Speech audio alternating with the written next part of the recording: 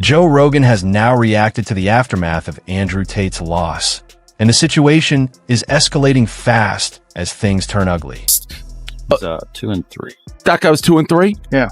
So if you can really fight, you take him out pretty quick. There's Tommy a lot Fury, of guys that are 2-3 that are still good fighters. He was on, he's Big Brother. Yeah. That's not a real fighter. Because he was on Big Brother? Yeah, because probably on Big Brother for publicity. Yeah, he was definitely on for publicity. Wasn't Andrew Tate on one of those fucking stupid reality shows too? Andrew Tate was a world-class kickboxer, a world champion kickboxer. Like, it doesn't mean that someone sucks just because they're on some stupid reality show. You're welcome. Just give me your thoughts, man, of the fight itself between your brother and Chase. Andrew's not the same man he was 10 years ago. He's a lot older than he was. I think it showed in the ring. You know, I respect him a lot for getting in there and trying, and I love him, and I support anything he wants to do in the future. Is it fair to say that the greatest fraud check of all time happened on Saturday when Andrew Tate lost to Chase Damore? If you wrap in the persona part of Yes. it, then yes, like that's pretty. This might be the quintessential fraud check. If there was any sort of doubt about him winning, he should have never taken this fight. And now he's going online and he's doing the babyface thing of like, you have to live, and I'd rather try and fail. No, that's not who you are. Your persona has nothing to do with failure. Your persona is about winning. Your persona is about achieving wealth and success. Your persona is not about trying, and hey, if you don't succeed, you gave it the old college try. That is the antithesis of everything that you have spewed over the past 5 or so years. Miss me with the like, I'm proud of myself for trying, and I went in there against the champion who's really good. No, you didn't. You went in there and you looked awful and you failed. And so just be honest about that, because you have spewed all kinds of venom over the past 5 years about how you are the best and how you are the alpha male and how everyone else is a step below and all this other nonsense. And then you go out and fight. Like, unless he really needs the money, I am shocked that he did that. If we ever had a fraud check, that was the one. Because what was meant to be a routine boxing appearance turned into one of the most controversial moments of Andrew Tate's entire public image. Tate stepped into the ring against Chase Damore, talked big beforehand like he always does, and then walked away with his first professional boxing loss, followed by a scary injury that ignited a massive debate across combat sports. The fight itself was ugly, slower than anyone expected, and far sloppier than fans are used to seeing from someone who constantly preaches discipline, conditioning, and mental toughness. Tate looked solid early, but by the second round his gas tank clearly faded, his movement slowed down, and Chase Damore started taking control. By the end, Tate had no real answers, and the judge's decision matched exactly what the crowd witnessed. But it wasn't just the loss that caused the chaos. It was everything that happened afterward. Andrew Tate came out saying he got tired in the second round, then immediately followed that by saying he doesn't make excuses. It's time to break down the great cope session of Andrew Tate. I've been making these videos for many years, breaking down the excuses that UFC fighters make after a loss for the world championship. And I never thought I'd be making one about Andrew Tate, but here we are, and it might just be the worst, most embarrassing thing I've ever had to break down. This is insane to me. He blamed God at one point in this. I know some religious people like to put their win or loss in the hands of God, but he sounded an awful lot like he was just blaming God for his loss at one point during this video, and there's so much more to it. My main takeaway is this. He's talking about this like he stepped up on 2 days' notice to fight prime John Jones in the UFC and came up short. If Volkanovski was saying some of the things that Tate says in this video after he took the Makhachev rematch on short notice across the world upper weight class when he knows he shouldn't have, I'd understand those takes, some of them. But Tate is talking about this little gimmicky layup Chase Damore fight like it's some kind of world championship defeat. Very, very embarrassing. And you can tell by the end of this, he's truly broken by this reality, even though he puts up a good front at the start. So we're going to go through the opening moment here. You know, I've seen Andrew fight 86 times. I've been in his corner every time. I'm proud of him for taking on this challenge. As Andrew said, time is the fire in which you will burn. He's not the same Andrew Tate I remember from 10 years ago. Maybe there'll be some more fights from him in the future, maybe not. Fights for you? That's all. We'll see. Luke, what did you think? I'm gonna enjoy Christmas. And 10 years out, 40 years old. Gave it my all, but he's tough. I don't know what to say. He's really tough. Congratulations to him. Do you think we'll be able to see you in here again? Yeah, I'm going to have to go back, watch the fight, make a decision, but Chase deserves this win. I'm really happy for him, genuinely. Do you have a message to all the fans back home that are watching you? It's better to try and lose than not try at all. Thank you very much. Interview 2. He then contradicted himself again by explaining why the fight didn't reflect his true ability, and instantly the internet pounced, because this is the same Andrew Tate who once tweeted, "What do you call someone who loses? A loser." The same Andrew Tate who built his entire brand on domination, winning, and absolute certainty. So when he lost, people didn't just react, they attacked. Joe Rogan weighed in on this exact contradiction, pointing out that the real story here isn't the loss itself, but how Tate is processing it in real time. And Rogan made a crucial point most people are missing. Coping doesn't always look clean. Some people spiral, some people deflect, and some people talk before they've even fully processed what actually happened. He starts talking about things, and then we're going to get to some of the crazier bits, because it's going to build. His demise, his facade of being okay with this loss will shatter at some point along this video. So I want you guys to be along with the journey, okay? I want you guys to be along with me for the journey of Andrew Tate's mask breaking as we go through this. I didn't have a Christmas or a New Year planned. I didn't have anything in my head after this fight. My life ended on December 20th. You can say that again, okay? Listen, I'm just gonna let him speak. You can say that. I think he might be done after this, but it's okay. And now my life has begun again. It's a unique position to be in. People are saying, oh, what about Christmas? I'm like, oh yeah, Christmas. I forgot about Christmas. And I forgot about New Year. I forgot about everything. I only had one singular focus. I was just worried about this fight. Chase Damore in a Misfits boxing match. You're going to get what I'm saying here about, buddy, you ain't fighting John Jones in his prime for the world championship, okay? You're going to understand where I'm coming from the more he delves into his psyche about this loss. And I actually wish, for his sake, he would have said, I should have taken it more serious. Because if he was taking it so serious as to there being nothing after this date for him in his life whatsoever, and that's what he came up with, it was an embarrassing performance.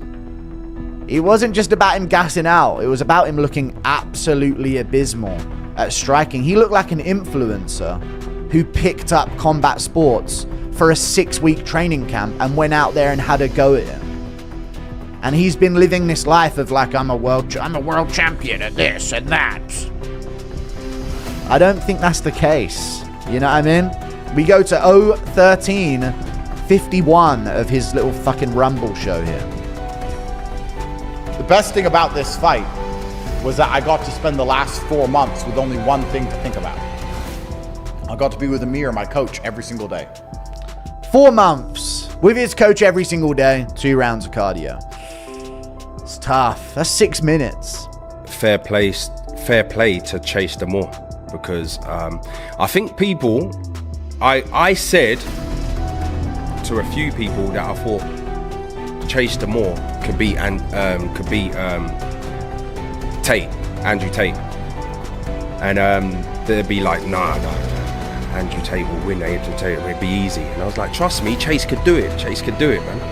Because Chase is awkward. That's what people don't understand. When you got, I don't know how tall he is, 6'5", 6'4". You've got someone like that in front of you, and they're awkward with it. They're very difficult to fight, and that's why Andrew Tate couldn't do anything. You know, I mean, I don't think Andrew Tate looked great anyway, but when you add that to how awkward Chase is, then it's going to be a hard night's work. And people don't remember. People only remember what, I mean, it was a big meme, but people only remember Chase from when he was missing those shots and when against Josh Bruckner, 2022 November on the Mrs. Austin card, like fighting his dreams. Exactly, like he was fighting an invisible fighter, and that became a meme. If you look from where he's come from that moment to now, it's a big transformation. So I think people, because of that meme, people hold on to that rather than see his improvements. You know, I'm not saying he's the finisher arc or anything like that, because he's still new to boxing. He still needs to learn great fundamentals and keep improving every time. But it's been a good journey. And that's exactly what this feels like, but here's where the narrative splits. On one side, critics say Tate exposed himself, that the cardio excuse proves he wasn't prepared, that he talked himself into a corner and couldn't back it up, and that this loss shattered the invincible image he sold for years. On the other side, something unexpected happened. A lot of people gained respect for him because Andrew Tate didn't need to fight. He didn't need the money, he didn't need the exposure, and he didn't need to risk his image in a real combat sport. If you sit and say, I'm going to try this thing, and I know I'll succeed, and everybody is going to say good things about me. So to make sure that happens, I'm going to cheat, or I'm going to be underhanded. I'm going to do some sneaky shit, because I need these people to say good things about me. They already fucking own you. This isn't a lesson to be learned. You didn't need to cheat by hopping on roids or something to beat. You shouldn't have had to beat Chase Demore, Andrew Tate. Now I'm speaking to Andrew Tate as the real fighter I considered him to be. If you think you need to do these underhanded, cheaty things to get it done just because of what people are going to say, then they own you. Like, the only reason he lost this is because he just refused to hop on the sauce and cheat his way through this. He tried to do it the real way, and that's why you're all laughing at him? No, we're laughing because you look like shit and like you couldn't throw a fucking punch. I used to think, say what you want about Andrew Tate, he'd fuck you up. Now I don't know. Now I just don't fucking know. Even KSI, Jake Paul, calling him out in the early days, a couple of years ago. Logan Paul and Jake Paul calling out him and Tristan. The comments used to be saying, they wouldn't call out real fighters. You know, people forget, man. Andrew Tate and Tristan Tate are real fighters. They want to watch themselves before they call out them. Now it would be different. Now I think the narrative would be, man, Andrew Tate don't want nothing to do with Jake Paul. If Andrew Tate fought KSI, it'd be flatlined. This isn't what we're not mocking you because you refuse to hop on the sauce to beat Chase Demore. You should have just looked a bit better at fighting against him. You look like a pansy out there. That's the critique we have. Test him the way he needed to be for this fight, and he's baffled as to why he gassed, when the reality is his legs went, his arms went, because there was a lot of clinching. Chase was bigger than him, and Tate threw a lot of power punches, and he struggled to land them. He didn't see a lot of that in camp, clearly. Made it an ugly fight. Chase is a strong athlete, and he kind of bullied Andrew. He didn't get bullied in camp. Or he's trolling, and I don't know which one it is. And I took this fight knowing it was a risk. Guys, I could have fought a tin can. I could have fought an idiot, and everyone would say, top G, top G, top G. I could have fought some nobody and beat up some nobody. But what's the point in that? He called Chase a nobody and an idiot before they fought. I mean, again, it just writes themselves. What's the lesson in that for me? Where's the lesson in that for you? I put it on the line. I get in the arena. Everyone with an opinion is on the sidelines. Imagine living a life where you're so afraid of loss that you never get to win. You sit in the corner as a coward, writing Twitter comments at people who take risks you will not take. But he don't care about it, y'all. He don't care. If he would have come on here and been like, you know what, I'm fucking pissed off at people talking shit, then I would respect this a lot more. You can't come on here and talk about, oh, I don't care about what people gotta say, and then go on a diatribe about what people gotta say, dude. You can't. Napoleon is in the history books. He lost battles. He lost to Chase Demore. I'm playing. And you have to know that, and you accept that when you agree to take the risk in the first place. Facts. I agree. And that is the barrier that prevents most people from getting anywhere. The what if I lose? I just lost in front of the world. Mm-hmm. Got paid $20 fucking million fucking dollars. I'm fine. And immediately, dude.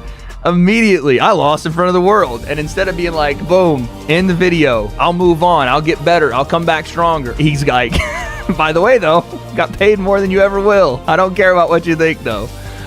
Oh my God. I don't know why I found that so. $20 million. That's a lot, dude. That is crazy money. Shout out to him, dude. Life changing for most of us. Probably not for Andrew Tate. I'm still waiting on what would have happened should he have won to change his life, because that's what he said. Yet he did it anyway, and losing might paradoxically make him more relatable than ever. For years, Tate's message has been about rising from weakness, using pain as fuel, and rebuilding yourself after setbacks. And now for the first time, he's living that message publicly, not from a position of dominance, but from loss. And that resonates with people. Joe Rogan highlighted that this could actually be the beginning of a more dangerous version of Tate. Not physically, but mentally. Because if Tate truly processes this loss instead of running from it, it gives him a narrative he's never had before. The question now is what happens next. Does Andrew Tate return to boxing? Does he rematch Chase Dorea? Does he tighten his conditioning, fix the holes, and come back sharper? Or does he chase a bigger name like KSI, Logan Paul, or even Jake Paul, using this loss as the setup for a redemption arc? Because combat sports love one thing more than dominance, a comeback. Andrew Tate lost, but the story is far from over, and whether this moment breaks him or rebuilds him might define the next chapter of his entire legacy.